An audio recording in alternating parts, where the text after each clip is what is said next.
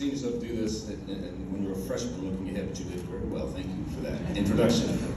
Good morning. Good morning. All the ARGS career, family, friends, faculty. Faculty and the graduating class of 2023. What's up, y'all? So first of all, I want to thank Dr. Tenya for inviting me. Ms. Jackson. I'm sorry, Ms. Jackson.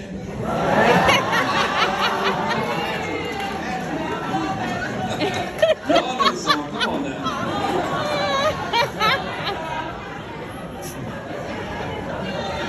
You hear that every day of your life. No, but thank you all for inviting me here. You know, it's icing on the cake because this is my hometown. I actually graduated from Petersburg High School when I thought.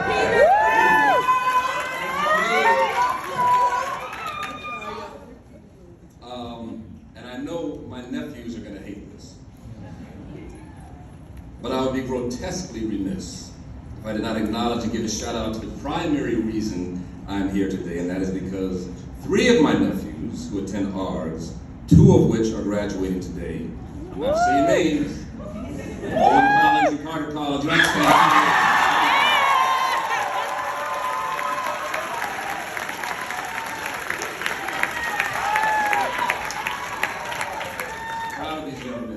Proud of these young men.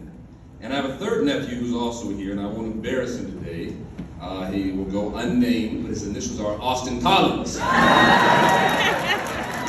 graduate in a couple of years. Hopefully, he'll have it.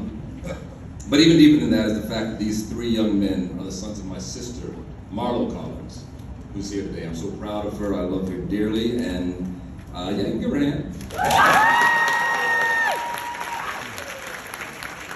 And her husband, Jackson Collins, who's done a phenomenal job in raising these 3 young men. I also want to say hello to my family. My beautiful fiancée, Josie, is here. My father, Blair Underwood, brother, sister, Marlo, brother-in-law, Mike Rose. Got a whole family in the house. So, when my sister asked me if I would be open to the idea of giving a commencement address this year, I jumped at the chance and got kind of excited and beside myself. And then she said, well, slow down now, partner, slow down. The senior class has to actually invite you and wants you first. I said, okay, so no, wait. And she said, no, they have to vote you in first. So I got to pull myself up off the floor and cried a few buckets of tears, you understand? About 2 weeks later, she said that I had made the cut in senior class. Yeah, I'd like to see what you got to say, so I appreciate you. But it is an absolute pleasure and honor to be here to help you celebrate you graduates on this day which begins the rest of your life, your careers, and your futures. Now, I know I have a limited time and amount of time to spend with you today, so in the next 15 minutes, I will share a little about me. They said 30 minutes. I said I'll cut it to 15. No. A little bit about me, mostly you, and the power of community. And in the process of doing that, I will employ my favorite mantra of public speaking, and that is the rule of the 3 B's. Be bright, be brief, be gone. So let's get to it. So you know, I took my assignment very seriously to speak on this graduation day. So I called my sister and I spoke to my nephews, Owen and Carter and Austin. Say your name again. And I wanted to get a real sense of this school. And I got a strong sense of the school, but more importantly, the community, which I found incredibly inspiring, to say the least. As I learned more about the school and the curriculum and the classes, I learned that this school is such a fine mix of art and technology. And I've always been fascinated by that. The college I attended back in the old days is a school called Carnegie Mellon University in Pittsburgh, Pennsylvania. And if you know CMU, you know that it's one of the top schools in the country for science and technology, which is also, it's about 70% of the university is science and technology, and the other 30% is fine arts, theater, music, and all of which those disciplines encompass. So I've always been intrigued by that seemingly incongruous fusion of technology and art. Because science is designed to be what? Objective, right? And then guided by the things we know, like data. Those things that can be unequivocally and objectively proven. Art, on the other hand, is subjective and deeply influenced by feelings, opinions, and emotions. But you know, it's great Leonardo da Vinci, the quintessence of a Renaissance man, was a painter and an engineer, a scientist and a sculptor. It was he who said, to develop a complete mind, study the science of art, study the art of science, learn how to see, and realize that everything connects to everything. So we're all connected. We're all interconnected, actually. In preparing for this commencement address, I spoke to my 3 nephews. I asked each one of them what was special about ARGS. In your own words, tell me what's special about this school. And each one of them spoke to community and a safe space to grow, evolve, and mature. But it was my nephew Owen who said, you know, Punk, I just feel like I found my people, I found my tribe. I've had the great privilege of attending a couple events here at this school, and the last one was earlier this year when I watched my nephew Carter give his creative visual arts presentation right here on the stage. And I was absolutely blown away. But what really struck me was that sense of community that Owen referenced. That sense of supporting each other, edifying each other. Every time anyone would be announced, and you see it here today and introduced to the audience, you'd hear a cheer erupt from the audience, and sometimes a chant. Carter came up, I heard, Carter, Carter. It's a beautiful thing, and I remember thinking to myself, I want to go to this school. You make each other feel like rock stars. Each one of this spoke this morning. Every time you walked up the stage, everybody cheered. I heard, and I love you, so you said, I love you back. It's a beautiful thing. That's community. That sense of community and acknowledgement of each other's existence on stage, in these halls, in the classroom, or on the streets is one of the greatest gifts you can give someone and receive. Because at its very core, acknowledgement of another human being and the celebration of another human being transfers, deposits, and cultivates confidence, empowerment, strength, and yes, dignity. You know, when Owen said that he found his own tribe here at ARGS, I was reminded of an ancient tradition, a particular Zulu tribe in South Africa. And in greeting each other, members of this tribe would speak these words, Sikona, which means, I am here.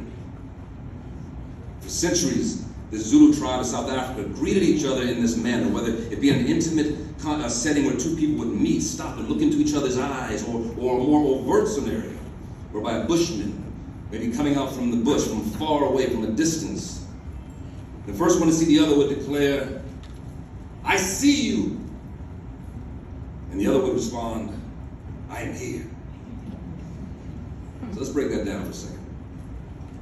To say I see you means I see you as God or your Creator meant for you to be seen. And to receive or hear those words, I see you, is an affirmation, a validation that you do exist. They are both powerful and profound. To speak those words and to receive those words, with all of the distractions of life, the hyperspeed of life, cell phones, technology, etc., it's very rare and unique to take a beat, a moment to give someone your eyes, and actually take them in and see them. You understand what I'm saying? Mm-hmm. To see them. The century of studying human behavior, psychology, psychiatry, neuroscience, neurobiology, it so often can be broken down, can be distilled down to our inherent and intrinsic need to be acknowledged, to be understood, to be seen. Most of the students here are artists, I understand. And even the technicians, our future scientists, the very best of you, like Leonardo da Vinci, have artistry coursing through your veins. And as an artist, myself, I can tell you that a successful career path is not necessarily going to be easy, but it's possible if you're willing to work hard, take risks, and believe you can do it. It's doable. Trust me, it's doable. I was sitting where you were sitting. 40 years is a long time. It's doable. But there will be times when you may lose faith, and in those times you'll need to go deep and remind yourselves that you are enough, and that the impossible is possible. But in those times when you cannot personally muster up the will, and there will be those times, or the strength to motivate yourself, it's in those times when your community, the rest of you, must step up and say, I see you. Okay. To say I am here is a proclamation of intent to be fully present in the moment, but also to exclaim joyfully and loudly, yes, I am here, and yes, because you have acknowledged me and have given me the gift of seeing me, I now stand taller and stronger.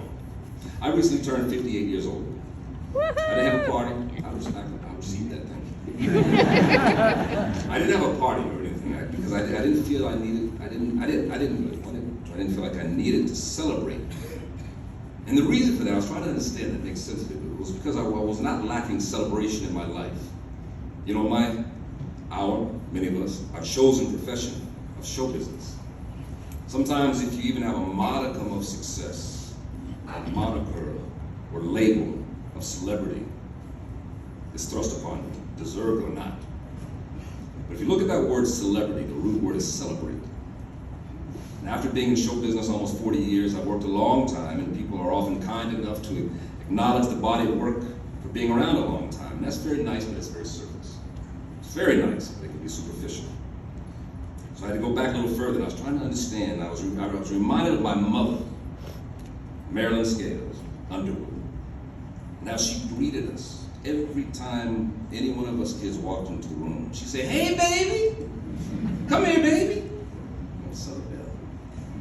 And I realized that during those formative years, my mother and father always made my siblings and me feel special and valued simply by how they greeted us when we walked into the room. She metaphorically proclaimed with joy, "I see you," and I internalized, "I am here."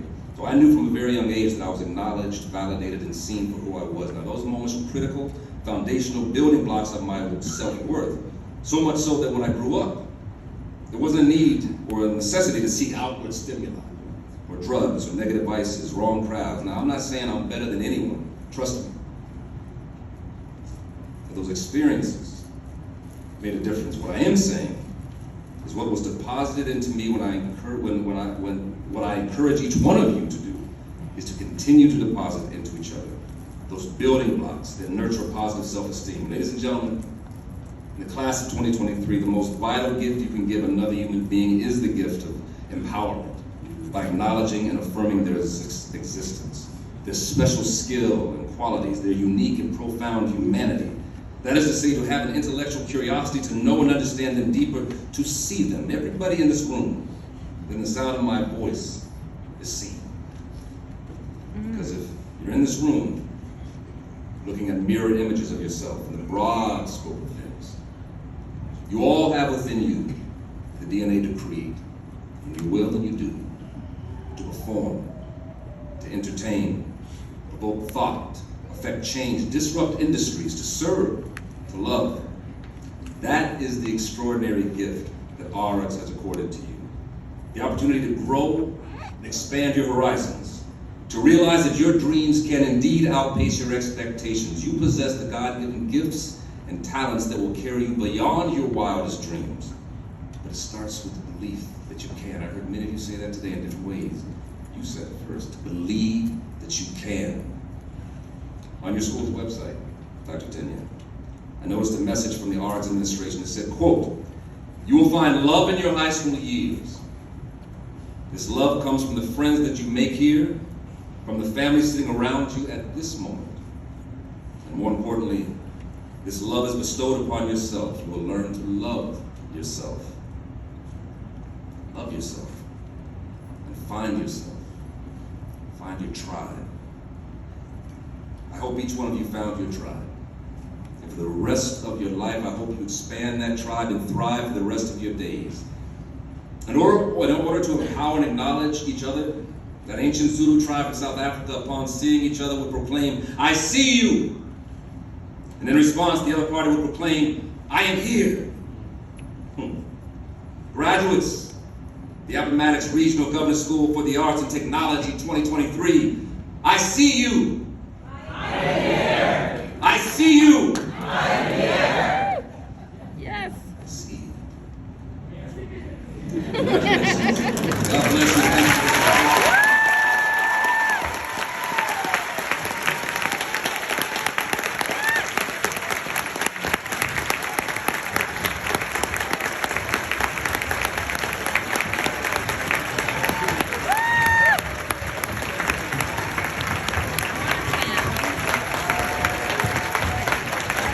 you.